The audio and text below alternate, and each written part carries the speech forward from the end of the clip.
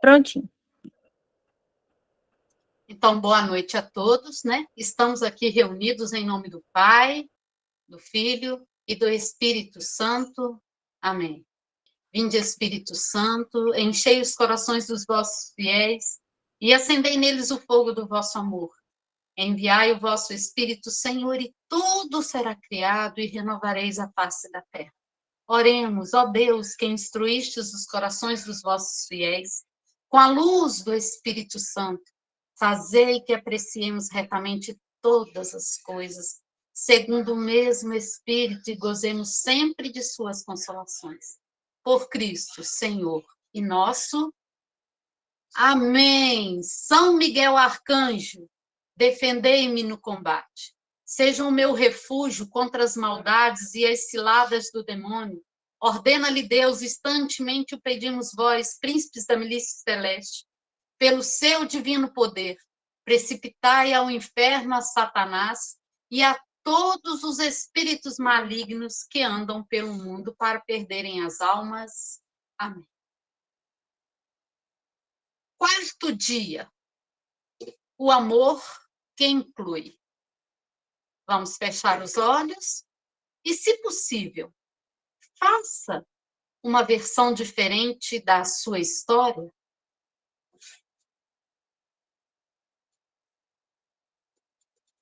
Agora, já estou me sentindo em família. Lembro de muitos detalhes, percebo que Deus cuidou de tudo mesmo. Em coisas sobrenatural, fez com que cada um se sentisse especial. Esta família jovem já completa 10 filhos. Acho que os homens dispararam na frente, quase não deixando as mulheres aparecer.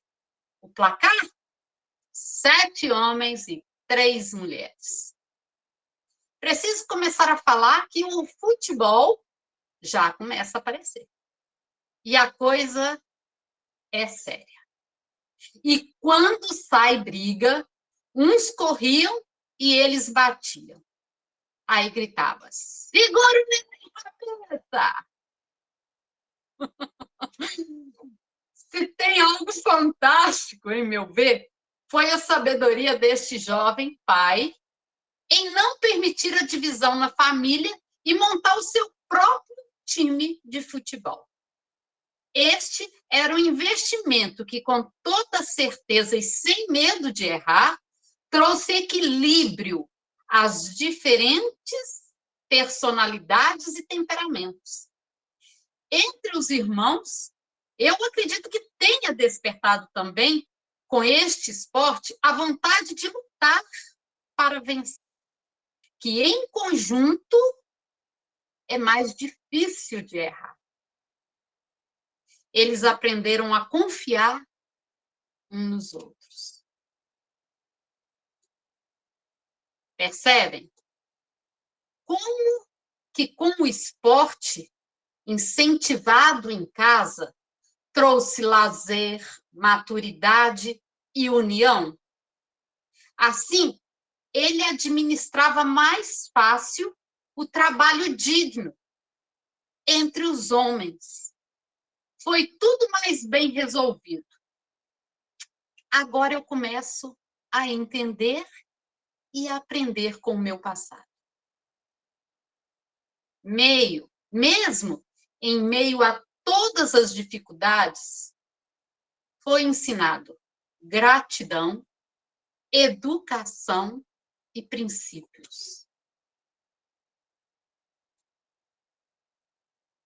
Entro agora agradecendo o passado, ou melhor, o jovem casal, que se aventuraram acreditando que daria certo.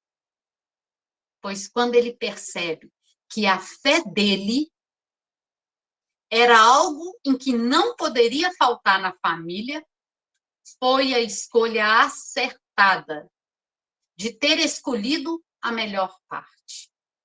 A que nunca nos foi tirada e que hoje colhemos os frutos, pois a fé não se perde. vamos conhecer os novos membros? Então, começamos pelo nono fruto, Tiquinho.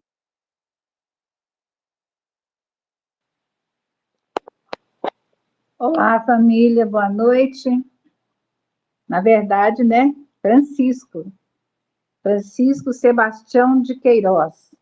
Nasceu no dia 4 de setembro de 1934, numa segunda-feira, na comunidade de Queimado, distrito de São Geraldo.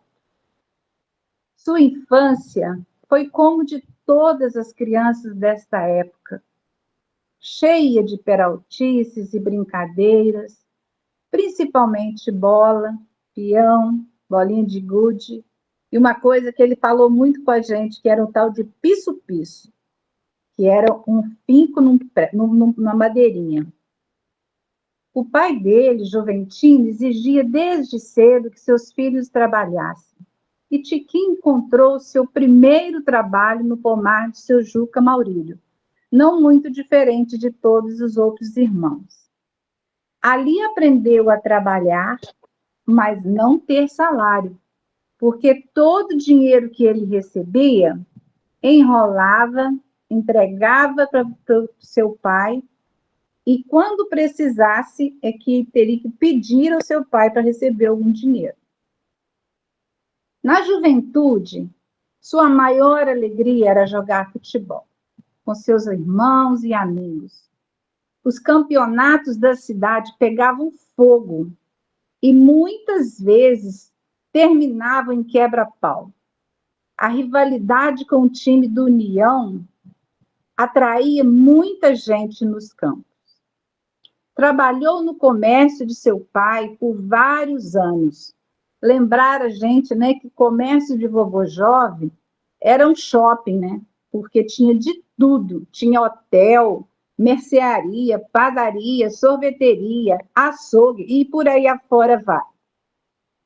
Meu pai trabalhou ali por vários anos. E, né, eu falei do shopping. Aos 25 anos, ele abriu seu primeiro comércio em sociedade com seu irmão Zico. Este comércio era num salão da Dona Minalda do Té, e eu vim descobrir isso depois agora, pesquisando aí sobre isso. E esse salão era exatamente vizinho da vovó Dica, e foi nesse momento aí que ele conheceu a jovem Marta, né, que era sua vizinha. Eles namoraram e logo se casaram no dia 16 de setembro de 1961. Tiquinho sempre foi um homem muito trabalhador, assim como todos os outros irmãos. E em pouco tempo ele já tinha sua própria casa e seu carro. Deus deu ao Tiquinho e à Marta 5 filhos. Giselene, que sou eu, que esqueci de me apresentar, Nivaldo, Cacau, Haroldo e Henrique. Sempre foi um pai muito enérgico. Ensinava seus filhos que a honestidade e ser honesto e trabalhador são as principais virtudes do ser humano.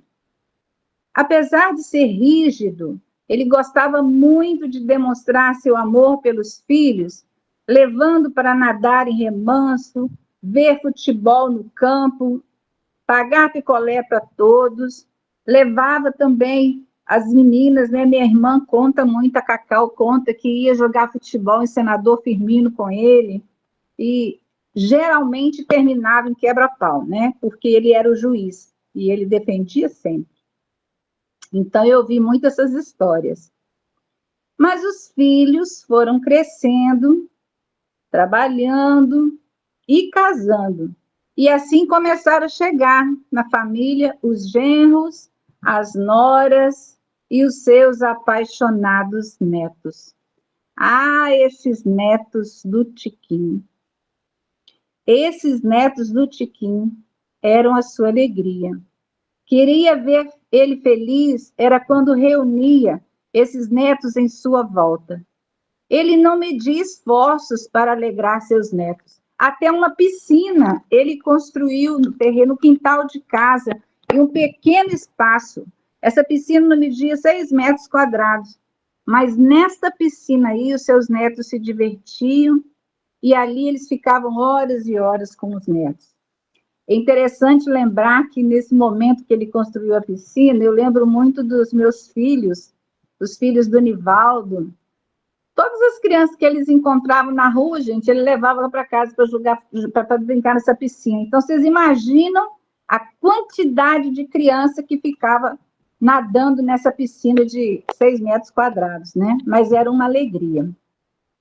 Nesse momento, eu gostaria aqui de fazer um parênteses, porque meu pai, né, o Tiquinho, além de ser um pai maravilhoso, que nos ensinou, né, a ter uma vida de honestidade, de trabalho, né, de integridade, ele foi um avô extraordinário. O papel dele de avô, eu falo assim, eu queria ter nascido quando o Henrique nasceu, porque o Henrique foi criado como um neto, né? Não como filho, porque ele veio bem temporão. Então, quando eu escrevi esse texto, eu mostrei para os meus filhos, né? E eu senti que eles tinham que falar alguma coisa sobre o avô. Então, eu gostaria agora de abrir um parênteses para ler para vocês o que os netos responderam sobre esse avô. Eu perguntei para eles, né? O que o avô representava para vocês? Gente, muitos não conseguiram falar. Disseram que não tinha condições de expressar. Mas eu vou ler aqui o que alguns me mandaram, tá? A primeira que falou foi a Tairine. Ela falou assim, olha, meu avô me proporcionou os melhores momentos da minha infância. Quando chegava as férias, ele pegava o ônibus em Paula Cândido e vinha para São Paulo buscar eu e minha irmã. Juntava todos os netos na casa dele. Nesses dias, juntava tudo. E bastava um baralho para jogar burro. E muitas risadas surgiam. Era uma alegria sem fim. Ele colocava todos os netos num gol quadrado e levava todo mundo para visitar o Tizico. E lá sempre tinha, né, laranja, mexerica e muita fruta. E na hora do almoço, sempre, nunca faltava o abacatinho. Segundo a Tairine, né, o avô nunca comprou presentes caros para comprar nenhum neto, né? Ele sempre conquistou os netos com alegria, com o seu amor, com a sua atenção e com o seu carinho. Ele era um avô excepcional. O Pedro Henrique, do Henrique, mandou assim: eu ainda sinto muita falta dele. Sempre que vou na casa da avó, ele trazia alegria em todo lugar que estava. Ele sempre foi o pilar de sustentação da família. Eu achei lindo Pedro Henrique falar isso, né? Que é uma alegria. A Kelly, minha filha, falou o seguinte: sinto saudade das suas histórias incríveis. Inclusive, gente, quando meu pai, eu lembro muito quando a gente terminava de almoçar, ele ia deitar, né? Acabava de almoçar, ia fazer o quilo. Aí, ali as crianças deitavam com ele, né, ali na cama, e ali ele inventava cada história. Ele inventava que o Davi ia ser preso por um leão, e o Henrique pegava uma espingarda e ia lá e matava o leão. Era uma coisa assim, extraordinária assim, para a gente que é professora assim, lembrar dessas histórias que ele fazia. E ele cantava uma musiquinha para as crianças que eu nunca mais esqueci, que era assim, ó: urubu saiu de casa com fama de cantador. Urubu pegou a dama e com ela não dançou. Olha a dama, urubu. Aí os meninos falavam assim: eu não, senhor. Pega a dama, urubu. Aí eles falavam assim: eu não sou doutor. Era uma alegria, gente, a vida deles, né, a convivência deles com meu pai. E a Kelly escreveu assim: sinto saudade das suas histórias incríveis, do seu sorriso terno, de sua presença luminosa. O tempo avança, mas eu levo comigo as memórias de tudo que vivemos juntos. Nunca esquecerei você, vô. Aí eu tenho agora aqui a mensagem que a Tawane mandou. O Chico é para mim o meu segundo pai, um exemplo de homem. A falta que sinto dele é inexplicável. Eu tenho muito orgulho de ter tido uma pessoa tão incrível na minha vida e vai ser lembrado eternamente. O Júlio César Donivaldo escreveu assim: meu avô foi muito especial para mim. Ele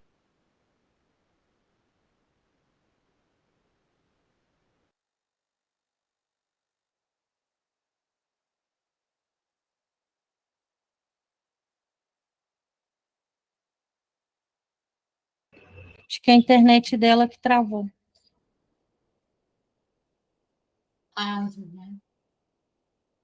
Giselene, Aí, voltou. Voltou? Voltou. Então, ele deixou um exemplo tão grande que eu senti falta aqui no meu escrito de colocar essas homenagens que os netos queriam fazer. E continuando com a história... Vou te interromper. Lê de novo a do Júlio César, porque cortou bem no iniciozinho. Então, Ju escreveu assim: meu avô foi muito especial para mim. Me levava para pescar, passear. Foi um avô completo. Só tenho a agradecer por ter tido um avô desse. Bom, então, agora eu vou continuar a história, né? Depois que os netos chegaram, né? Era essa festa toda. E aí tinha o Natal e Ano Novo em nossa casa. Não era tão divertido. Por quê? Tiquinho passava as noites assando pernil, leitoa, cabrito para todo mundo, gente. Era para os amigos, para os parentes, não sabia falar não para ninguém. Ele dormia, às vezes, dentro do carro para ficar a noite inteira assando carne. E quando muitas vezes aconteceu de chegar na hora do almoço nosso, não tinha nada para comer. Nós não tínhamos carne para comer na hora do almoço de Natal. Então, o que ele fazia? Ele catava um pedacinho de carne de cada coisa que ele tinha assado e a gente almoçava. Esse era o nosso Natal. Mas era muito abençoado. Quase sempre também ele estava cansado, né? E acabava dormindo, né? De tão cansado de passar a noite inteira assando a carne. Outra grande paixão dele eram, sem dúvida nenhuma, as grandes pescarias que ele fazia. E graças ao amado, né, e querido genro dele, Geraldo, e os irmãos dele, né, Lulu, Elvio, Raimundo, Manuel, e vários amigos, ele teve a oportunidade de pescar no Pantanal, em alto mar, e em vários rios e tanques das regiões aqui de Minas Gerais. Teve um grande amigo, o Mozart. Mozart era um amigão do banquinho. Mozart ficava sentado naquele banquinho com o pai ali na frente de casa, e eles tinham uma mania muito engraçada. Quando Mozart chegava, ele falava com meu pai assim: e aí, Chico, vamos passar régua?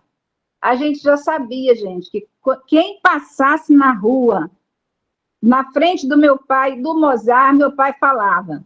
Se passava uma que estava gorda, falava: nossa, Chico, olha aquela dali como é que está gorda. Se passava uma que está magra, falava: aquela dali, o marido não tá dando comida em casa. E isso era passar régua, gente. Eles se divertiam fazendo isso. Tiquinho teve uma vida de fracassos e sucessos, alegrias e tristezas, como todos nós temos hoje. Mas qual foi o diferencial do Tiquinho? O legado que ele deixou. Depois dele conviver com um câncer que começou nos rins e foi se espalhando por todo o seu corpo por quase um ano, e milagrosamente ele não sentiu nenhuma dor. Isso realmente, gente, foi uma experiência maravilhosa que Deus me permitiu. Não sei se todos sabem, né, mas dessa história, mas quando eu tive o privilégio, a honra de acompanhar meu pai, meus irmãos, né, eu estava aposentada, então por isso eu tive, né, condição de fazer isso, e desde o momento do primeiro diagnóstico, Eu sempre pedi a Deus que eu queria mais pelo menos 10 anos com meu pai, que eu ainda não tinha feito nada, tudo que eu queria fazer. E eu orava muito e pedia a Deus que ele me desse 10 anos. Aí e foi levando, e eu orava muito, eu pedia muito, para o Senhor, eu não quero ver meu pai numa cama, usando fralda, sendo dependente de gente para dar banho nele. E meu pai, nós não temos estrutura para ver nosso pai desse jeito. Então, Deus nos deu essa bênção, né? Dele ir embora, dele partir da forma que ele foi. Na beira de um tanque, pescando. Isso foi um grande privilégio. E hoje eu consigo ler essa história dele sem choro, sem tristeza, porque o que ele deixou para nós foi alegria, sabe? Foi carinho. Às vezes a gente vê as pessoas que falam, quando eu falo que eu sou filha do Tiquinho, nossa, eu tenho muito que agradecer seu pai. E é isso, né? E é isso que ele deixou para a gente. E eu acho que é isso que a gente precisa deixar para as pessoas, né? Quando a gente for embora, a gente tem que ser lembrado assim, né? Como? O que você foi? Não foi o que você teve que vai ficar. Não foi o que você comprou, o que você vestiu, ou o que você comeu. Foi quem você foi. Então, meu pai, ele foi um pai maravilhoso, muito rígido, mas nos ensinou a andar sempre no caminho certo. E foi um avô, volto a falar, extraordinário. Né? A gente sente muita saudade mesmo. Mas quando eu partir, eu quero partir como ele partiu. E que as pessoas se lembrem de mim como ter feito alguma coisa boa e não ter tido coisas boas e valiosas.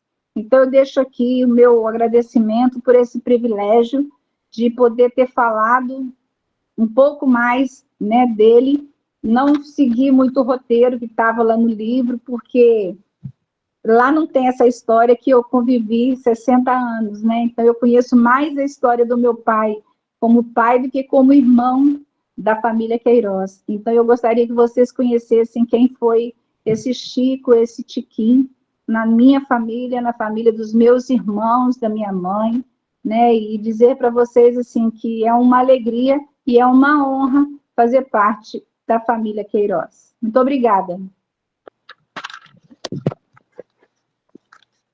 10º fruto. Tião. Boa noite, gente. Estão me escutando? Ok? Beleza. Aqui é o César.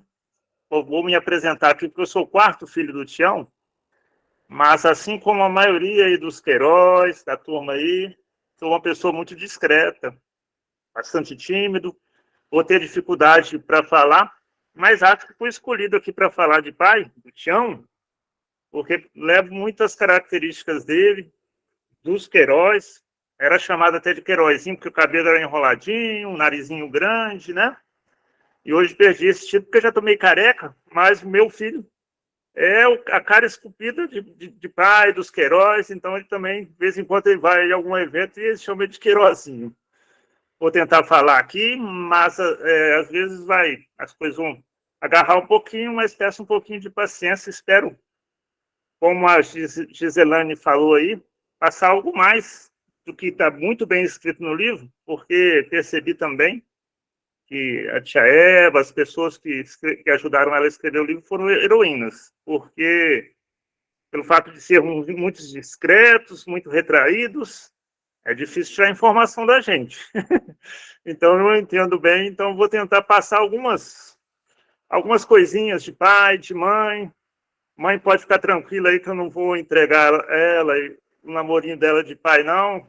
Mas vou falar algumas coisas aqui que talvez não tenham no livro, algumas novidades, algumas coisas que vão ajudar a gente a entender, a perceber, não só aquele homem alto, grande, com cara de bravo, mas tem lá dentro do Tião um pouquinho, o seu interior, a beleza da pessoa, né? Então, o que a gente vai tentar passar.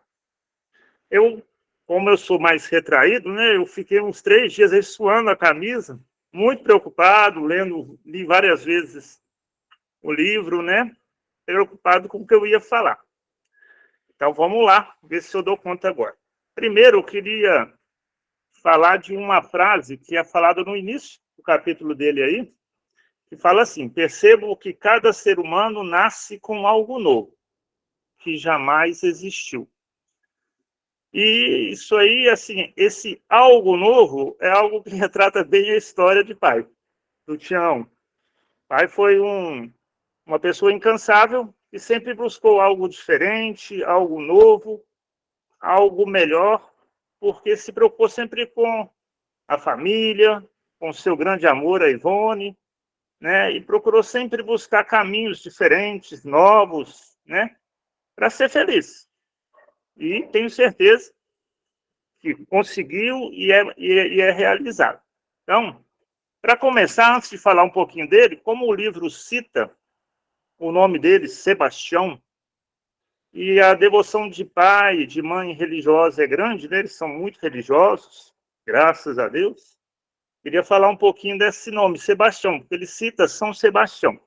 São Sebastião foi um francês que se ingressou no exército romano e conseguiu a confiança do imperador Diocleciano. Então, ele era alguém poderoso no exército.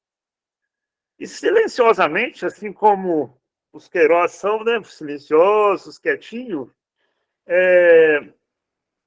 São Sebastião se converteu ao cristianismo e ia lá visitar os presos, né, que iriam ser devorados pelos leões, né, para convertê-los à fé cristã, animá-los, dizer que existe uma vida melhor depois da nossa vida. Então, era um guerreiro mesmo, uma pessoa que lutava muito. Estou falando isso porque isso retrata muito a história de muitos dos nossos ancestrais, do meu pai, dos nossos tios, né? Então, ele, em função disso, o Império Romano não era a favor do cristianismo, né? Sebastião, lá, São Sebastião, ele foi preso a um tronco e levou 3 flechadas.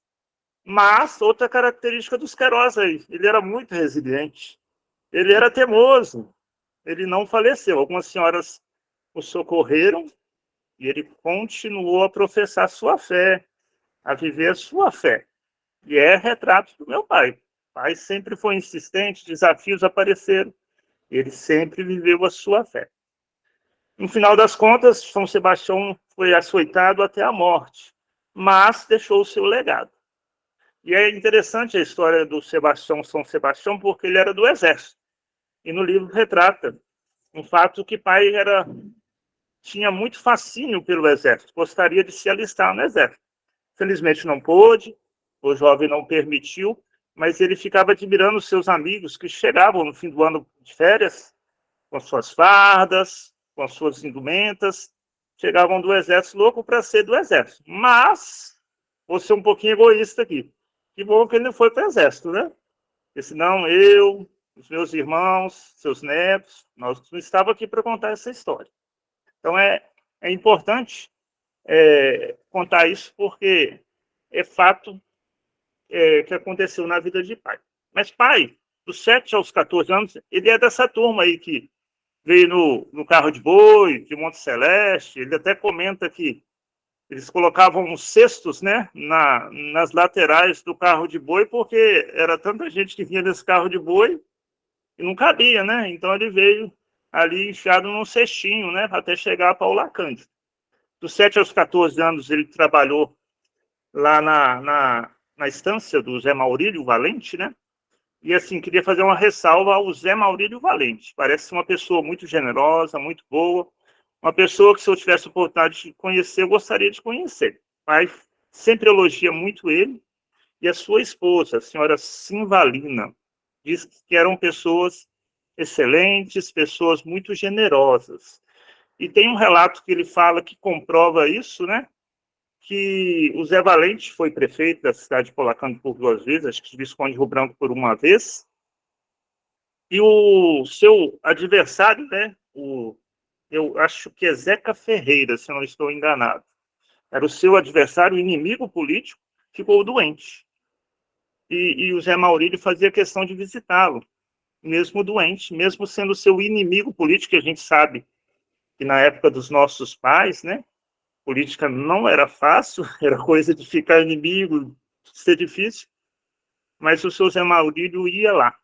E outro fato que marca muito, pai, na questão do seu Zé Maurílio, é o fato de todos os dias à tarde ele sair da estância, do seu trabalho, e se encontrar com os amigos, com o vô jovem, né? Na frente da padaria, do comércio do vô. Eles se encontravam lá todo dia e vejam como que o comércio, desde aquela época, né? Já era um ponto de encontro, um ponto de referência, das pessoas discutirem sobre a vida, conversar sobre o dia a dia, né? Então, o Zé Maurílio ia todos os dias lá conversar com o vô jovem, com os amigos, se encontrar lá. E é interessante que nos relatos de pai, isso é muito, às vezes, da pessoa mais introvertida, mais reservada, pai fala muito das pessoas, de uma forma generosa, de uma forma daquelas pessoas que o apoiaram. E uma dessas pessoas é o Zé Maurílio, pessoa muito boa, muito legal, e que a gente deve muita gratidão também, porque Zé Maurílio ganhou a eleição para prefeito, né? Vou contar uma que não está no livro agora. E aí ele foi fazer a festa da vitória. E uma das festas que ele fez foi no Maiões, né? E nessa festa, quem que o Tião viu lá? A Ivone, seu grande amor lá, aquela coisa linda, né? Aquela baixinha. Tião encontra a Ivone, né? E ali começa o namoro, né? Numa festa do seu Zé Maurílio Valente, na festa do prefeito eleito, né? Algo muito bonito e muito significativo. E ali se encontraram e começaram a namorar, né? Mas depois dos 14 anos, o pai sai da escola e volta para a padaria, para trabalhar no comércio. Ele era responsável pela máquina de arroz e pelo moinho de milho, né? Na padaria, né? Aí existe uma citação até no livro que o pai fala muito do trabalho. Ele exalta muito a questão do trabalho. Mas se a gente perceber a história do meu pai e dos demais tios aí, a vida deles foram muito voltada ao trabalho. Boa parte da carga horária do dia, da vivência deles era relacionada ao trabalho, né? Então, é natural a gente comentar do trabalho, mas eu acho que o mais marcante é que eles comentam de uma forma prazerosa, de uma forma que a convivência, a amizade, superava as dificuldades, os sacrifícios, né? E era bastante interessante e a coisa rolava bem. Então, o pai sempre fala muito do trabalho, e ele sempre viveu uma vida muito intensa, muito. Acho até que agora ele está com 88 aí, mais devagar, mais sereno, mas ele tem uma dificuldade enorme com essa desaceleração. Acho que isso, de algumas às vezes, incomoda um pouco ele, porque ele sempre foi uma pessoa de muito vigor, uma pessoa sempre muito dinâmica, uma pessoa que sempre trabalhava muito, né? Então, é bem característico do Tião, né? E hoje ele não tem tanto essa disposição, mas, de alguma forma, é muito grato pela família que formou. O pai tem uma esposa, minha mãe, né? Que é muito fiel a ele, muito dedicada, né? Que cuida muito dele. Tem 5 filhos, né? A começar pela Adeleia, o Didi, o Edmilson, a Andréia, eu, o César, a Carla, né? Tem 10 netos que ele ama, que ele adora, assim como a Gisilene falou do Chiquinho. São os tesouros dele. Chega um neto lá em casa, abre o sorriso até a orelha, fica numa felicidade imensa, né? E tem os agregados aí, que são muito importantes, que fazem seus filhos felizes e que fazem ele também feliz, né? Tem o Clarley, tem a Eliane, né? Vou falar na ordem, a Eliane, esposa do Didi, tem o Rodrigo, da Andréia, tem a Soninha, do César, né? Tem também o Alice, da Carla. Então, é uma família que ele ama e adora, como todo Queiroz, adora ver uma casa cheia, uma casa animada, uma casa com muita comida, com muita alegria, de preferência vendo um futebol, vendo algo que ele gosta, que diverte ele, jogando um buraquinho, né? Adoro um buraquinho ainda aos 88 anos ainda consegue ganhar umas partidas da gente de buraco, passar a perna na gente e levar melhor. Não gosta muito de lixar, não. O Timanel e o Tio teve lá em casa, jogou com ele, percebeu, mas gosta de ganhar o jogo rápido. Mas ainda com muita lucidez, joga o buraco, se diverte com a gente, passa muito tempo com a gente. Mas vamos dar sequência à história, porque senão essa história não acaba, né? Ele cita também nessa relação do trabalho algo que é importante na vida dele, de mãe, as festas religiosas. Festas religiosas eram momentos importantes na vida da família Queiroz, porque vinham muitas pessoas da zona rural, né, que consumiam muito na padaria, no comércio, e isso gerava uma renda que dava para aliviar um pouquinho as dificuldades, que dava para criar uma situação de bem-estar melhor na família dos Queiroz, né? Mas nem só de trabalho vive o homem, né? Vamos à parte aí do futebol. Futebol que a Neirinha falou que hoje, né, é tão importante na vida dos Queiroz, né? E na vida de Tião, que o diga, né? Todos os seus netos gostam do futebol, a grande parte deles torcem para o Vasco, né? O bastão do coração dele, né? E é algo que nos agrega muito, que nos une, porque é bem característico dos Queiroz. O pai não gosta muito de falar dele, às vezes, da sua intimidade, mas adora uma resenha de futebol, de política, de religião, né?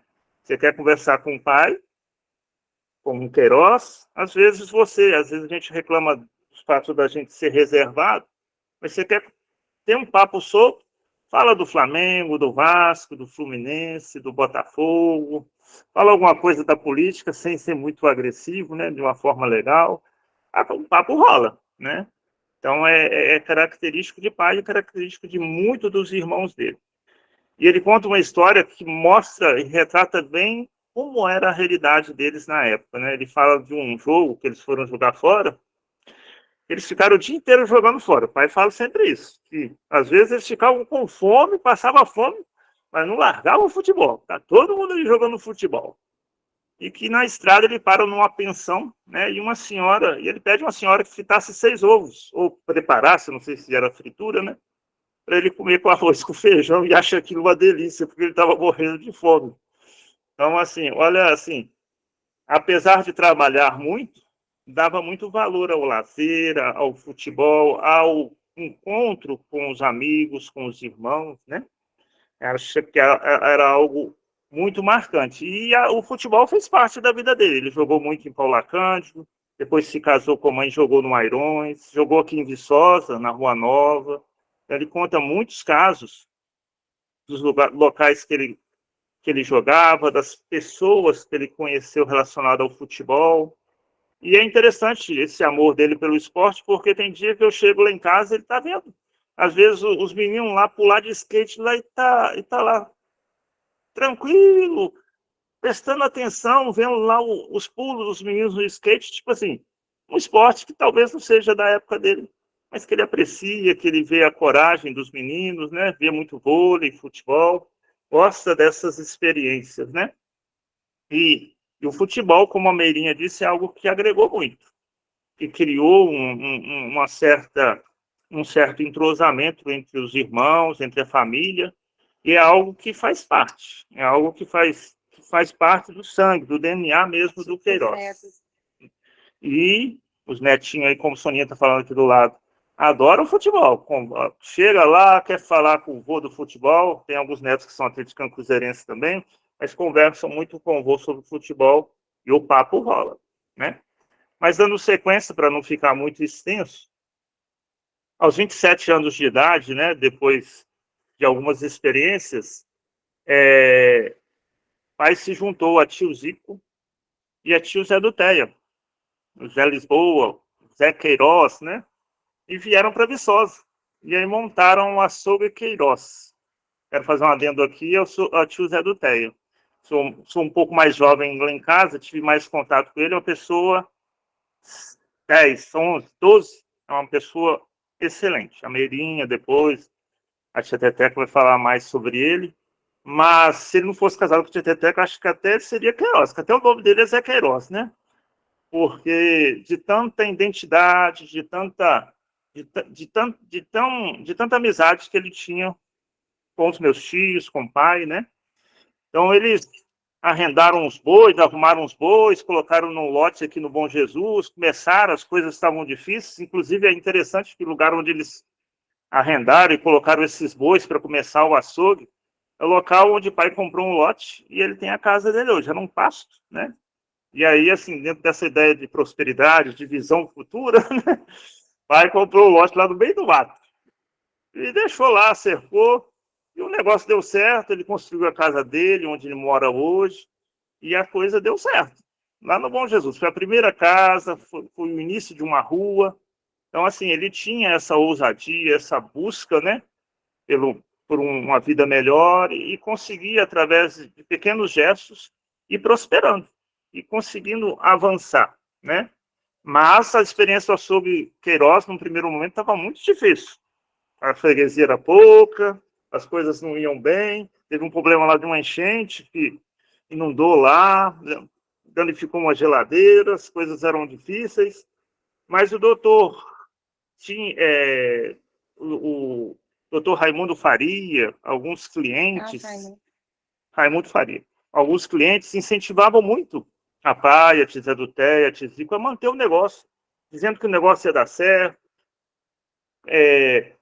para que eles persistissem, né? E continuassem o negócio. E esse é um exemplo dos Queiroz, esse exemplo de persistência, de insistência, de resiliência, né? De buscar algo mais, né? E aí, pai, perseveraram e a freguesia começou a chegar. E assim, carne na época quem podia comprar era gente que tinha dinheiro. Então, muitos médicos, muitas pessoas importantes, né? Compravam carne na mão deles, né? E eles ficaram conhecidos. Esses contatos, de alguma forma, também ajudavam, né? Nesse caminho de prosperidade, de avançar, né? Mas, depois de 3 anos, ele deixou o açougue Queiroz, assim que ele completou 30 anos. Se tornou vigilante da Universidade de Viçosa. Só que a universidade ele passou no concurso, a universidade era estadual, né? Então, assim, às vezes demorava o pagamento a chegar, uns 6 meses, por aí. Tinha uma cooperativa onde eles compravam os alimentos, né, mesmo sem recebimento do salário, para se manter. Mas não era, assim, um Abrastemp, não. Algo, assim, muito legal, muito bom, não. Mas era uma profissão, né? Depois que ele ingressou na universidade, ele se casou. Aos 31 anos de idade, né? Ele se casa com o grande amor dele, a Ivone, né? E começa uma história muito bonita. Se muda para o Airões, né? E é legal que nessa história do casamento, umas resenhas com mãe conta uma história que é bem interessante. Ele se casou em Paula Cândido com o padre Licínio, né? E nessa época, era a época que os bispos, o Papa, estavam reunidos num concílio, Concílio Vaticano da Igreja Católica. A missa ainda era celebrada em latim, mãe até ajudava o padre Licínio em algumas respostas em latim, né? Mas, no casamento de pai, todos se assustaram, porque se comungava só em uma espécie, só a hóstia, não se comungava o corpo e o sangue de Cristo, o vinho, né, no caso. E no casamento, o padre Licínio não serve a hóstia para pai e para mãe em 2 espécies. Ele leva a hóstia ao vinho, né, ao sangue, e pela primeira vez, num casamento, pai e mãe recebem a hóstia em 2 espécies, coisa que ainda não havia acontecido. As pessoas ficaram assustadas, curiosas, né? Então é algo novo, diferente, né? Que aconteceu, que é bem legal. Eu acho bem legal porque mas conta a história da época, né? E mãe, pai tinham uma proximidade muito grande, eram muito religiosos, do cônego Licínio. Então o cônego, de uma forma até de gratidão, serve eles com a hóstia em 2 espécies, né? E aí foi morar no Airões, se mudou para lá, né? E aí montou um comércio lá. A mãe era professora, então ele era bem visto no comércio, só que o Airões é um arraial, um lugar mais simples, que o comércio não era o suficiente para manter a renda da família. Então, o fato de mãe lecionar, de dar aula, complementava a renda da família e constituía uma boa situação. Outro fato interessante dele morar no Airões foi que ele deu jeitinho, o empreendedor, o jeitinho dele, e conversou com o padre Licínio. A casa paroquial do Airões estava vazia, parada. E aí ele conversou com o padre, perguntando o que era necessário para que ele e a Ivone morassem lá na casa paroquial, né? E o padre Licínio só fez uma exigência, que tirasse o fogão de lenha lá e colocasse um fogão a gás, porque a casa era colada na igreja, existia uma porta da casa até que dava acesso à igreja. E assim o pai fez. Comprou um fogão a gás, colocou lá, e o mais engraçado de tudo foi que era um momento antigo, o pessoal era simples, as pessoas começaram a visitar a casa de pai e mãe para conhecer o que era um fogão a gás. Conhecer, porque eles nunca tinham visto como é que acendia, como é que funcionava. Então virou um ponto turístico a casa, para as pessoas conhecerem como era o fogão a gás. Outro fato marcante, que até é muito lembrado, o pai comprou uma rural. Ele tinha um carro, uma rural, um carro grande, antigo, e o pai transportava as pessoas para o hospital, fazia fretes nessa rural. Então ele ficou muito popular, muito conhecido por prestar esse serviço às pessoas, né? Sempre empreendendo, sempre buscando, de alguma forma, melhorar a sua situação e também ajudar as pessoas. Outra coisa importante do Airões, e fato importante dele, é que a minha avó, a minha bisavó, a mãe Nascinha, avó da minha mãe, Ivone, ela teve tuberculose. A tuberculose é uma doença contagiosa, que na época não tinha cura, tinha só controle. Aí o Tião, né, muito generoso, muito caridoso, muito carinhoso, apesar com essa cara durona aí, ele trazia a minha bisavó todas as semanas de charrete, sem medo de se contagiar, sem medo de ter problemas, para o doutor Jorge tratá-la, para o doutor Jorge controlar a doença dela. Olha a coragem de Tião. Trazia toda semana, o doutor Jorge sempre perguntava a ele, porque era cliente também do famoso açougue Queiroz aí, né? Cobrava Tião, falava, ô Tião, e a sua? E a Nascinha, você não vai trazer ela? Aí levava a Nascinha, trazia a Nascinha para ser tratada. Então, um homem muito generoso, um homem muito caridoso, um homem muito bom.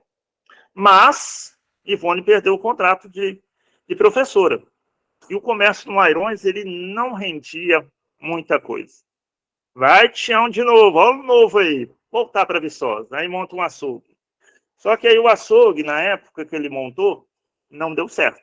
Fiscalização muito intensa, exigindo alguns investimentos que ele não podia fazer. E aí o açougue não foi para frente, fechou. E aí? Situação difícil, a coisa, o bicho está pegando. Aí, Tiquinho, seu irmão, né? Já estava lá em São Paulo, deu uma motivada no Tião, convenceu o Tião, vamos para Mauá, vamos para São Paulo. Aí Tião vai para São Paulo, vai para Mauá, né?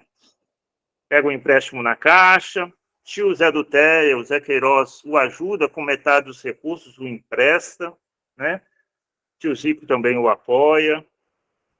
E aí lá ele arrenda um comércio, arruma uma casa, né? E começa o seu negócio. E lá nós vivemos 8 anos em Mauá, São Paulo.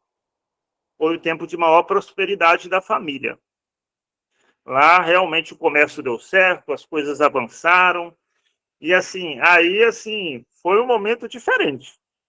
Porque Tião pôde fazer coisas que ele acho que ele não imaginava que ele poderia fazer. Quase todo final de semana a gente saía. A gente ia na casa do tio Bené, em Diadema, a gente ia na casa do tio Lulu, tio Vavado, Rio Grande da Serra, na casa do tio Elvo. Lá existia um parque que era tipo assim, uma coisa enorme, chamava Cidade das Crianças, o pai levava a gente foi várias vezes no Guarujá, na praia. Tinha uma variante vermelha, aquela variante, meu Deus, levava todo mundo para passear. Na casa do tio Lulu, mãe lembrou que, eu não me lembro que eu era pequenininho, mas a gente conheceu que é lá próximo do autódromo de Interlagos, que era uma novidade para a gente, era algo diferente, né? Então lá, assim, a gente tinha uma vida muito boa. Mas, como todo cristão, com toda pessoa religiosa, com tudo, a vida não é fácil. As cruzes estão aí. Os filhos adoeciam muito. Mauá era uma cidade muito poluída. A gente ia ao pronto-socorro, à farmácia, todos os meses. E aí os médicos foram orientando pai e mãe para tentar uma alternativa diferente. E aí, apesar da prosperidade, das coisas financeiramente estarem ótimas, chegou a hora de voltar para as Minas Gerais, de voltar para casa. Então, pai e mãe voltam para casa. E, assim, foram tempos difíceis, porque pai passa um tempo desempregado até conseguir emprego novamente na universidade, que dessa vez era federal. E é legal observar que o doutor Raimundo Farias, o atual reitor na época, o Fagundes, eram clientes do dito açougue Queiroz. Esse açougue aí é uma bênção.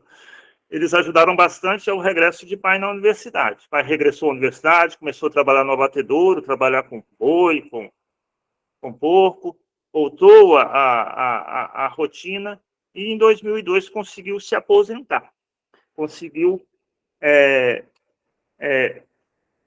continuar sua vida na Universidade Federal de Viçosa.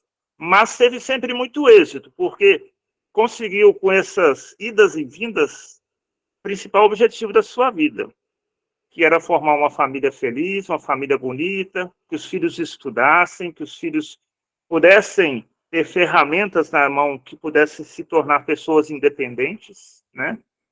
Ter netos que ele pudesse curtir, e ele curtiu muito. Muito dos netos ele passeava com ele, curtia com eles, né? Então, foi uma vida assim, de muita luta, de muita busca, de inovações, de momentos diferentes, e que realmente eu acho que tem muita história para contar. Se eu fosse contar aqui, eu ficaria aqui a noite inteira e ainda não acabaria, né? Apesar de ser uma pessoa discreta, uma pessoa muito na dele, tem muita história do Tião e de todos os tios aí para contar. E que bom que nós estamos reunidos aqui para contar essas histórias, para contar essas coisas. Mas, para encerrar, eu queria só citar algo que é importante. Acho que assim, algo que me chamou a atenção, principalmente no dia do tio Nenê, né? Que foi abordada essa questão da gente ser um pouco mais reservado, dos Queiroz ser um pouco reservados. É característica, sim, da gente. A gente é reservado, a gente às vezes fica muito na da gente, né? Isso, às vezes, para as pessoas, eu percebo isso. Não é só aqui em casa, não. Percebo isso. É muito difícil. Porque nós somos calados, às vezes não gostamos de falar das coisas. Eu percebo aqui a minha esposa Soninha, né? Muito extrovertida. As coisas dela, ela chega e fala de uma facilidade, joga tudo para fora. Mas nós, Queiroz, não somos muitos assim. E, às vezes, pode parecer que isso é apenas defeito. É uma dificuldade, sim. Eu acho que, se for olhar hoje, trabalho e sou um pouco mais aberto do que até o meu pai é. Mas também é uma virtude, porque aquelas pessoas mais reservadas, aquelas pessoas mais quietas, são mais observadoras, né? Elas percebem o que estão acontecendo, às vezes não comentam, mas percebem. Então é importante valorizar isso. E como a Delé disse num dia da novena, às vezes o silêncio fala muito. Vou para a casa do meu pai, às vezes fico lá assistindo um jogo, às vezes não trocamos muitas palavras, mas silenciosamente o nosso encontro acontece. Às vezes a gente está ali, e eu percebo isso porque às vezes na hora de ir embora, ele chega para mim e fala assim: ué, filho, já vai? É cedo ainda. Quase não conversei com ele. E ele sente a minha falta, ele precisa da minha presença. Então, eu queria dizer, às vezes, para aquelas pessoas que têm dificuldade, às vezes a presença de vocês é importante. O fato de vocês estarem perto, de conversarem alguma coisinha, não desanimem. Sejam presentes, sejam perto, sejam presença na vida, e passo a passo, vão tentando conquistar, vai tentando, né, de alguma forma, saborear isso, né? Porque eu percebo isso. Às vezes, no silêncio, o silêncio mostra muita coisa. Hoje mesmo eu fui cedo na casa de pai, a fisioterapeuta estava ajudando ele a fazer uns exercícios, que ele, assim, já está com 88 anos, tem uma mobilidade um pouco, né, difícil, e aí vai uma fisioterapeuta lá para ajudá-la a fazer alguns exercícios. Na hora que eu cheguei, a fisioterapeuta fez questão de falar, olha o sorriso dele, olha a alegria dele. Então, quando a gente chega em casa, a gente não precisa falar nada. O fato da gente chegar lá já é um motivo de alegria do Tião e para todos os tios, né? Então, que a gente tenha essa visão de que o pouco que a gente fizer, o pouco que a gente fizer nos encontros, na convivência, já é legal, já é bastante para eles, para essas pessoas que são mais reservadas, mais na dele. E a casa de mãe, de pai, está lá à disposição. Adoram visitas. Vão lá para vocês conhecerem um pouquinho mais das histórias, das resenhas, né? Das coisas que aconteceram na vida de pai e mãe. São pessoas excelentes, pessoas que a gente, posso falar pelos meus irmãos, depois se eles quiserem falar também. São duas pessoas que a gente tem muita gratidão. São duas pessoas que a gente realmente ama muito. Queria agradecer pela oportunidade e louvar a Deus por esse momento. Obrigado, Giselene, obrigado, César. Vamos partilhar? É sempre a primeira. Minha mãe pode falar. Ela tá operada, mas ela não sossega o facho dela, não. Vai. Aqui. Gente, olha só. O Padre Tião é meu padrinho de batismo, né? Como a gente é de uma família muito numerosa, eu já era a 13ª, né? E vocês aí, entre os Queiroz, vocês podem avaliar aí que tem vários tios que foi sendo os padrinhos, né? Que o meu pai foi escolhendo. Então, quando eu nasci, aí o meu pai, né, deu ao Tião para batizar. Só que ele deu ao Tião e uma enfermeira do hospital que atendeu a mamãe lá no dia. Só que eu nunca conheci essa enfermeira. Eu nunca conheci minha madrinha de batismo. E, naquela época, essa madrinha de batismo me deu uma manteigueira, gente. E a mamãe guardava ela no guarda-louça lá em casa com muito carinho. E sempre referia, minha filha, esse aqui foi o presente de batismo que a sua madrinha te deu. Tá? Era uma... Para mim, tinha pouco significado, porque era uma manteigueira. Né? Adolescente, que eu ia fazer com a manteigueira? Mas eu achava aquilo interessante, virava, e ninguém punha a mão, ninguém usava, estava lá. E minha mãe sempre dizia, esse era o presente. Hoje, né, eu cresci, casei, constituí família, eu considero a Madrinha Ivone a minha madrinha, porque a outra não tem referência nenhuma, não sei nem quem é. Né? Inclusive, seu nome é dela, né? De quê? Isso mesmo. Meu nome era o nome da enfermeira. A enfermeira chamava Helenice. Meu pai registrou como Helenice. Aí, eu considero a Madrinha Ivone como minha madrinha, né? E eu vendo aí o César falar do pai, né? Esse pai reservado, que é o perfil dos Queiroz, é isso mesmo, né? Mas é um pai carinhoso, é um pai que transmite um carinho. Ele sempre transmitiu isso para mim, sabe? Aquela pessoa atenciosa, carinhosa, sabe? No seu reservado. E hoje, eu estava lendo um livro aqui, né, para passar o tempo, achei muito interessante, que o livro falava, assim, de uma dinâmica. Um cara muito importante fez uma dinâmica numa plateia, e que nessa dinâmica era assim, ele pediu para várias pessoas descrever em uma só palavra alguém que foi muito importante para ele, mas que podia usar só uma palavra. Então, todos escreveram. Depois, ele pegou o papel e foi lendo as palavras. Então, ele percebeu que o que era importante não era o sentimento que a pessoa estava escrevendo naquele papel para o outro. Era a presença. O mais importante era a presença daquela pessoa na vida dela. Então, a gente vê isso aí, né? Nós estamos vendo nessa novena, né? O forte, a trajetória dessa família que vem aí.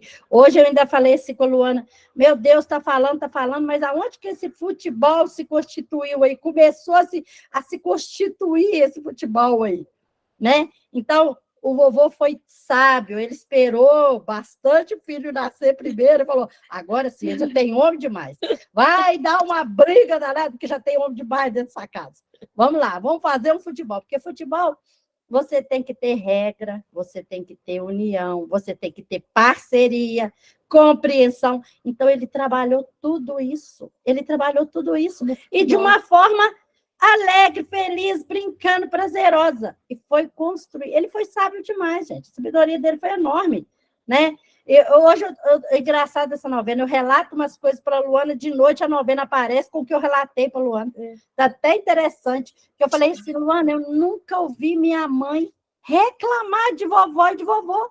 Ela nunca falou assim, que minha avó era chata, que minha mãe era chata, que meu pai era chato, que meu pai fazia... A minha mãe tinha um amor tão grande pelo pai, né, pelo vovô. Nossa, ela falava muito bem do vovô. Toda vez que ela se referia ao pai, ela falava com uma expressão de um carinho enorme, entendeu? Então, com toda dificuldade, o que eu falei ontem, com toda superação, mas foram superações muito boas, que deixou um ensinamento muito grande para todos nós, né? Deixou um legado enorme. E foi como diz o César aí, teve que a gente fala, os que entram na família aí são os agregados, né? Os agregados, o seu pai, o meu pai, né? Foi agregando essa família, né? Foi se tornando filhos também, né? Entrou as noras, eles foram todos agregando a essa família. Gente, é uma história muito linda mesmo. A gente só tem a agradecer, eu só tenho gratidão. Amém. É isso aí. Mais alguém? Eu quero compartilhar minha história. Pode falar. Eu tenho uma história muito legal com o tio Tiquinho. Eu tenho duas, na verdade. Uma da infância, que eu cheguei lá, ele tinha vindo uma pessoa da roça, eu criança, tinha um sapato de barro lá, e ele falou que aquele tamanco era para mim. Aí eu fiquei chorando, que eu não queria um tamanco de roça e cheio de barro. E ele, não, mas é isso aqui mesmo que tu vai levar, Vivi. Mas a melhor, que as minhas amigas nunca mais esqueceu de Tiquinho, fizemos um encontro da família Queiroz, na casa da Lene, em Manguanguá, estavam quase todos os irmãos. Tia Eva coloca todo mundo, vamos de mão dada, rezando Pai Nosso. Aí o tio Tiquinho tinha uma amiga minha que ela era bem autona, ele apelidou ela de Pirulona. Ele falou, eu vou dar a mão para Pirulona, deu mão para Pirulona, tá lá, vamos concentrar para rezar. Tio Tiquinho faz o quê? Solta um peido na hora do Pai Nosso. A minha amiga, sem condição de rezar, começou aquela risaiada, tio Tiquinho, a menina teve que sair da roda, porque ele era desses, ele era um fanfarrão.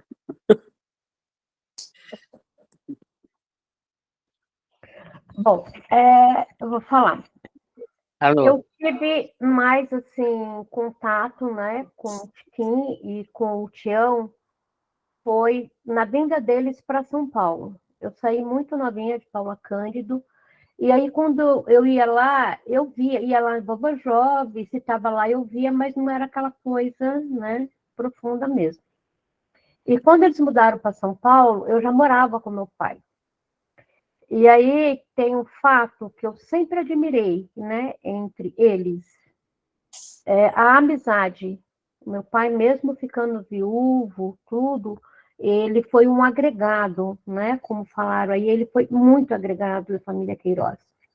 Então, a alegria que o meu pai tinha quando recebia eles em casa era imensa. E o Tiquinho chegava lá com baralho, brincava demais. Nossa, era muito fanfarrão. E aí eu me lembro que quando o Tiquinho resolveu voltar para Paula Cândido, meu pai conversou muito com ele, para ele não voltar, mas não teve jeito. E houve uma coincidência que marcou para mim, que no ano que o Tiquinho voltou, foi o ano que meu pai faleceu. Tá? A Ivone e o Tião foram bem depois, porque eu lembro que quando meu pai estava hospitalizado, eles foram em casa dar apoio para a gente, e a Ivone deu uma medalhinha para ser colocada no travesseiro do meu pai. Sabe? Isso aí me marcou demais, a Ivone e o Tião nessa coisa assim. E uma outra coisa do Tiquinho que eu queria falar é uma coisa assim que eu escutei, eu ouvi falar, tá? Eu não posso, é 100%. Mas que o Tiquinho, quando ele era solteiro, ele dava um grande apoio para minha mãe. Ele ia muito na casa da minha mãe, ele dava muito apoio para ela, porque o meu pai viajava muito, meu pai trabalhava muito fora. Então, às vezes alguém ficava doente, alguma coisa, e o Tiquinho ele dava suporte para minha mãe. Então, durante a minha vida, eu tive esse conhecimento, tá? Foi falado isso para mim. Então, eu não sei como, mas ele tinha essa ligação na casa da minha mãe. Tá? Mas assim, e aí eu acabei assim conhecendo com meus tios Queiroz, foi depois que eu vim para São Paulo, na casa do meu pai.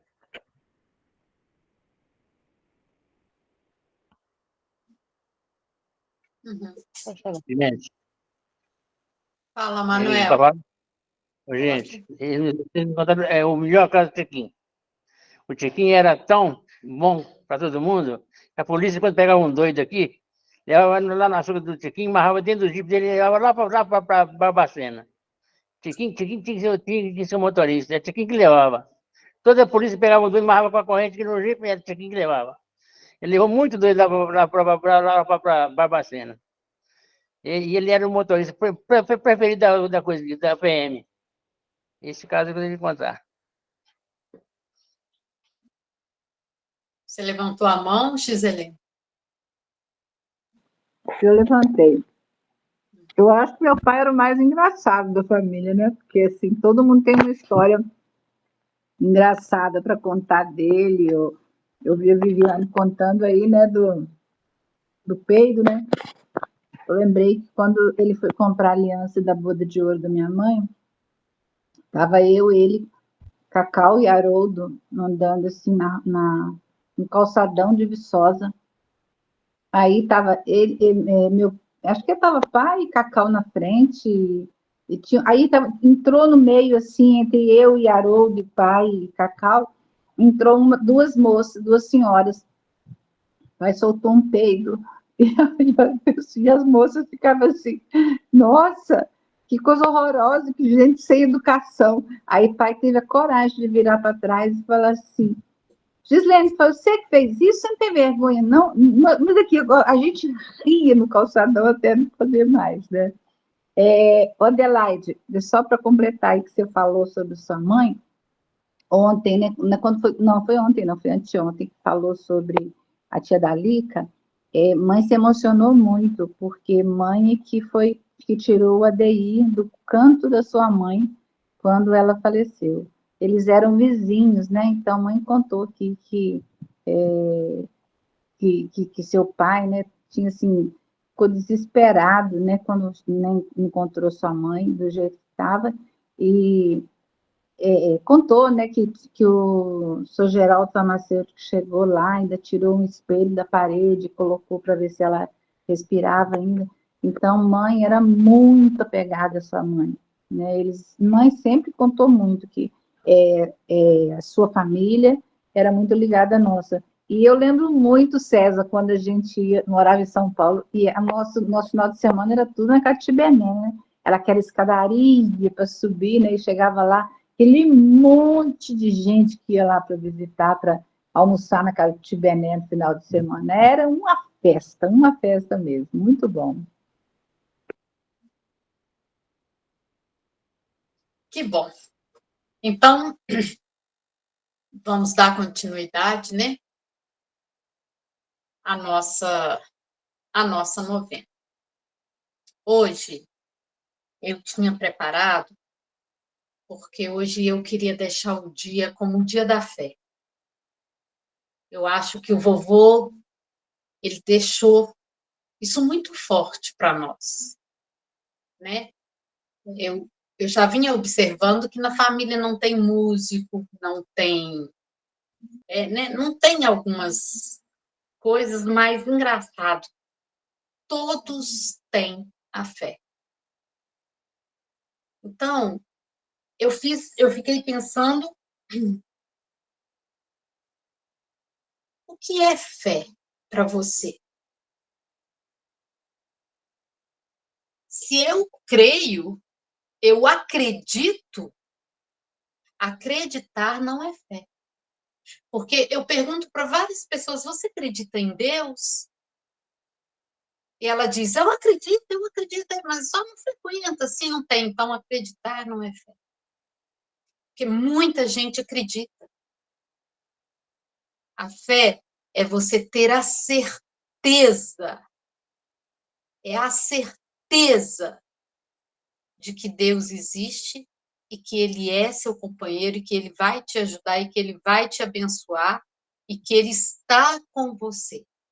Pode dar o primeiro passo, porque Ele está com você. Ele não vai faltar. Então, fé é ação, né? Eu creio, eu tenho a minha fé firme nisso. Então, e como é, Meire, que eu vou adquirir essa fé, né? É quando você cria intimidade. Porque como não se pode ver Deus, eu posso criar uma intimidade com Ele.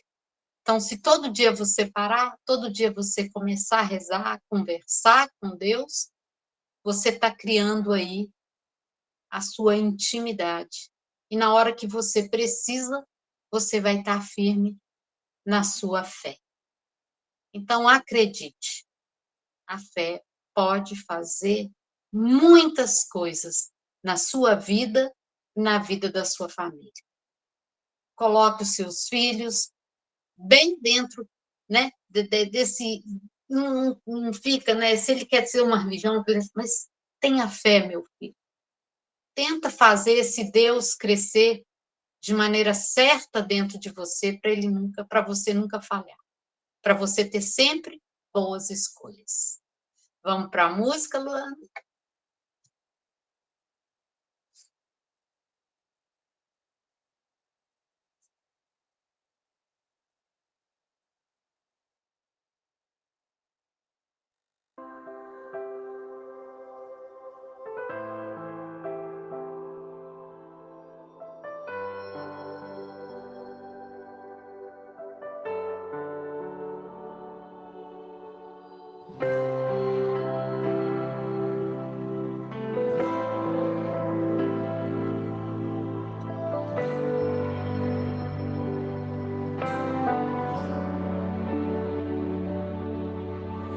Tem um Deus que cuida de mim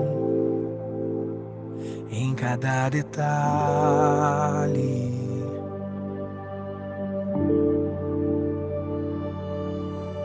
Eu tenho um Deus que já fez em mim o seu milagre.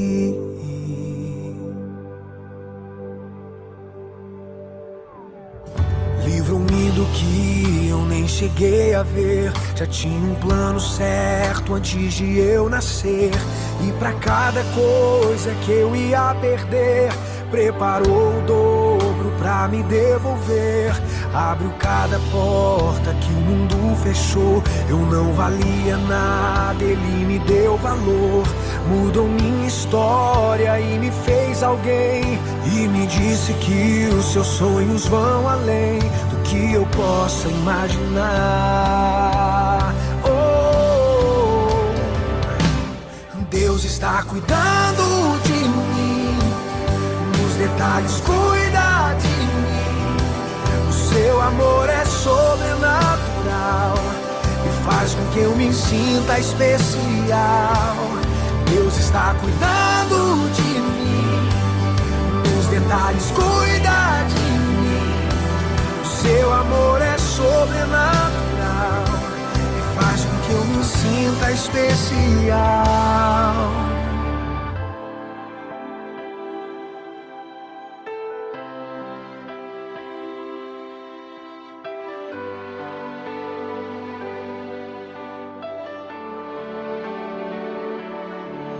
Colocou limite nas águas do mar, deu a altura certa pro pássaro voar, fez o céu e pôs a estrela a brilhar, pra gente olhar e admirar. Fez a abelha pra gente provar do mel, pintou de azul o nosso lindo céu. Quando o sol vai, a lua logo vem e nos faz lembrar que mais um dia o Senhor nos fez bem. Oh, oh, oh. Deus está cuidando de mim, nos detalhes cuida de mim. O seu amor é sobrenatural e faz com que eu me sinta especial. Deus está cuidando de mim, nos detalhes cuida de mim. Seu amor é sobrenatural e faz com que eu me sinta. Deus está cuidando de tudo. E o meu trabalho é esperar e descansar no seu amor, pois Deus está cuidando de tudo. E o meu trabalho é esperar e descansar em seu amor. Deus está cuidando de mim, nos detalhes cuida de mim. O seu amor é sobrenatural e faz com que eu me sinta especial. Deus está cuidando de mim, nos detalhes cuida de mim.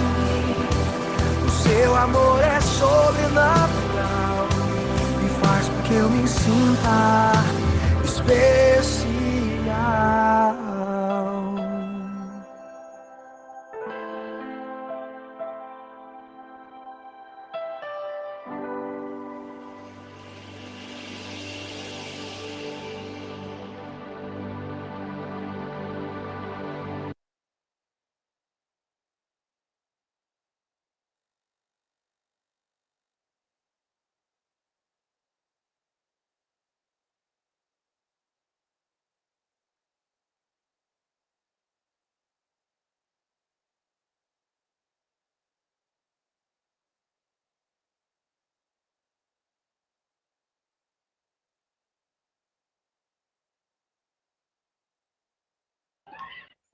Meirinha sumiu? Apareceu. Travou tudo aqui. Então tá bom. Vamos para o Salmo? Vamos. Achei, Ivone, que lindo. Começar? Pode? Se o Senhor não edificar a casa, em vão trabalha o que constrói. Se o Senhor não guardar a cidade, debalde vigia a sentinela. Inútil levantar-se antes da aurora e retrasar até a alta noite vosso descanso, para comer o pão de um duro trabalho, pois Deus o dá aos seus amados até durante o sono. Vede, os filhos são um dom de Deus, é uma recompensa, o fruto das entranhas, tais como as flechas nas mãos do guerreiro. Assim são os filhos gerados na juventude. Feliz o homem que assim encheu a sua aljava. Não será confundido quando defender a sua causa contra seus inimigos à porta da cidade. Obrigada. Vivi, então é com você.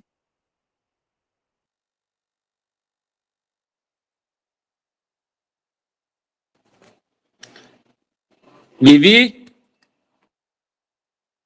Não é Vivi de Veríssimo, não, hein?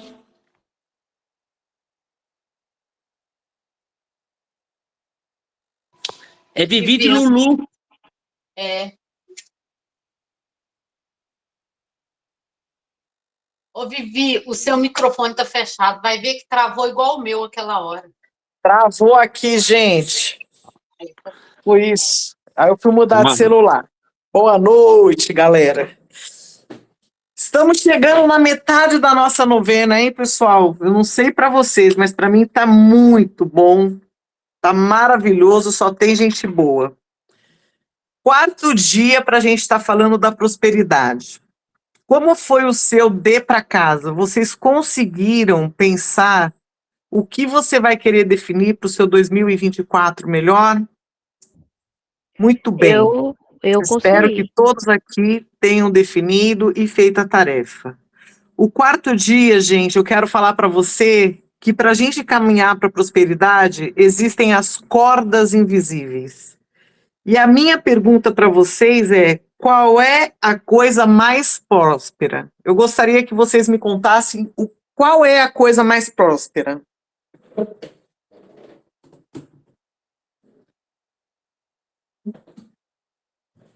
Quem se arrisca? Bora lá, Hector. Qual é a coisa mais próspera?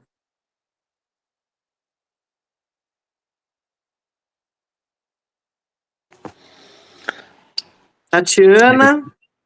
A família. O amor. Ninguém se arrisca a me contar qual é a coisa mais próspera? A família, falei. Família.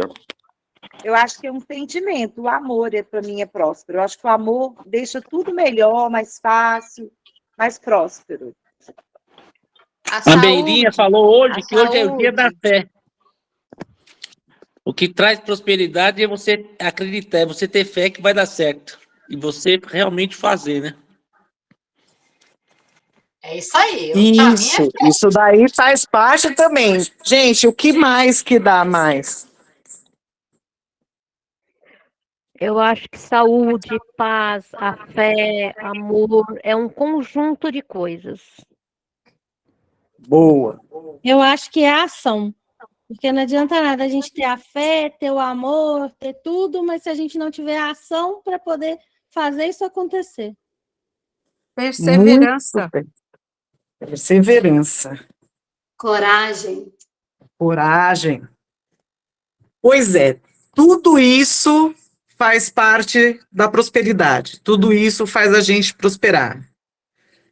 Mas a coisa mais importante para a gente prosperar e seguir são as pessoas. São as conexões que a gente consegue fazer com as pessoas que faz com que a gente se conecte. Deus falou, o Senhor disse, eu te darei as riquezas das nações. A riqueza das nações são as pessoas. Como eu me conecto com as pessoas, como eu me conecto com a minha fé, como eu me conecto principalmente com as minhas relações e como eu vou construindo ela, no meu relacionamento, com a minha saúde, com a minha família. Se vocês observarem todas as histórias que a gente ouviu aqui, e eles superaram, de todos os tios até agora, a gente não chegou no 24º, todo mundo se conectou com alguém, todo mundo teve alguém com quem ele se conectasse, e essa pessoa com quem ele se conectou foi que ajudou ele sair de uma situação difícil, porque a gente não chega em lugar nenhum sozinho. Então, quanto maior nós tivermos a habilidade de nos conectarmos com pessoas, a gente consegue chegar em lugares indescritíveis. Aquela parte da lição de casa da tarefa de ontem, que era para a gente, né, para definir aonde você quer chegar, a pergunta é, aonde que eu ainda não me conectei corretamente para me alcançar a minha prosperidade que eu gostaria? Se eu gostaria de ter uma pessoa mais espiritualizada, se você escreveu isso, aonde que me falta conectar com pessoas que têm essa espiritualidade, vai fazer com que me apoiem, me ajude a chegar onde eu quero. Se for na minha questão financeira, onde é que é no trabalho, como é que eu vou me conectar a pessoas que vão me ajudar a colaborar, a chegar onde eu estou. Então, a nossa maior riqueza são as pessoas. A nossa maior riqueza dessa novena somos nós, que estamos nos conectando conosco. E Deus, sempre, que é a primeira conexão que a gente tem que ter. Muito bem. Fechando os olhos de vocês, eu peço, querido papai, Deus Todo-Poderoso, cuida de nós, me ensina a ter intimidade contigo. Eu quero me conectar contigo e aumentar a minha fé. Pai nosso que estás no céu, santificado seja o vosso nome, venha a nós o vosso reino, seja feita a vossa vontade, assim na terra como no céu. O pão nosso de cada dia nos dai hoje, e perdoai as nossas ofensas, assim como nós perdoamos a quem nos tem ofendido. E não nos deixeis cair em tentação. Nos livrai de todo o mal. Amém. Ave Maria, cheia de graça, o Senhor é convosco. Bendita sois vós entre as mulheres, bendito é o fruto do vosso ventre, Jesus. Boa noite. E amanhã já vai o D para casa hoje, hein? E adivinha, vai ser sobre conexão. Beijos a todos e muito obrigado pela história. Tchau, meu povo! Tchau.